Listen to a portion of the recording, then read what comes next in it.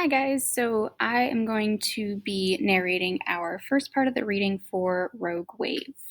So starting at the beginning, which we've already kind of gone over a little bit, a killer wave, known to mariners as a rogue wave, was approaching a desolate area of Baja California below Ensenada. This is off the coast of Mexico.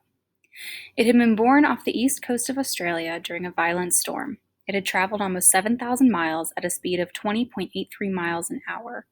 Driven by an unusual pattern of easterly winds, it was a little over 800 feet in length and measured about 48 feet from bottom of its trough to its crest. On its passage across the Pacific, it had already killed 13 people, mostly fishermen in small boats, but also an entire French family of 5 aboard a 48-foot schooner. Melissa Scoot Atkins went below into the old Sea Dog's tiny galley, moving down the 3 steps of the companionway, closing the 2 solid entry doors behind her. Always a good idea in offshore sailing. The 3 horizontal hatchboards that were on top of the doors were also firmly in place, securing the 30-foot boba type against sudden invasion of seawater. Rogues and sneakers have been around since the beginning of the oceans, and the earliest sea literature makes note of giant waves. The U.S. Navy Manual, Practical Methods for Observing and Forecasting Ocean Waves, says, in any wave system, after a long enough time, an exceptional high one will occur. These monstrous outsized waves are improbable, but still possible, and the exact time of occurrence can never be predicted. Naval hydrography studies indicate that waves 15 to 25 feet high qualify for sneaker or sleeper status. The freak rogue is up to 100 feet or over.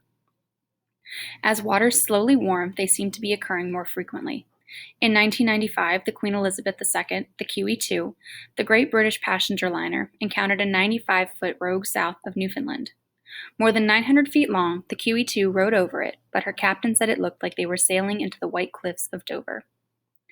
Sullivan Atkins, Scoot's oldest brother, was steering the cutter-rigged boat on a northerly course about 15 miles off desolate Cabo Colnet, south of Ensenada. Under a brilliant sun, the glittering blue Pacific rose and fell in long, slick swells, a cold breeze holding steady.